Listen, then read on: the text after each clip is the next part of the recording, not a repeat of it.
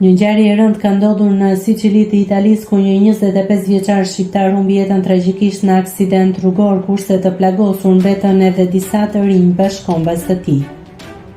Viktima është identifikuar si Flori Topalli, i cili udhëtonte së bashku me disa bashkëkombës të tij në makinën që u përplas me kamionin për arsye që aktualisht po hetohen.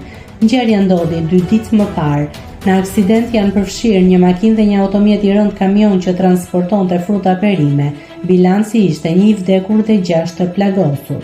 Të plagosurit u transportuan në spital, por asnjëri prej tyre nuk është në rrezik për jetën. Shumica e tyre që morën lëndime raportohet se janë shqiptar.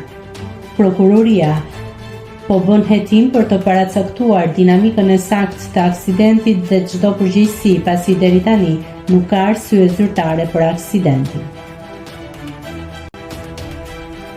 Nëse klikoni mbi butonin subscribe, do t'ju shfaqen të gjitha publikimet tona. Ju ftoj t'i bëni subscribe kanalit, të pëlqeni videot dhe të lini komentin tuaj.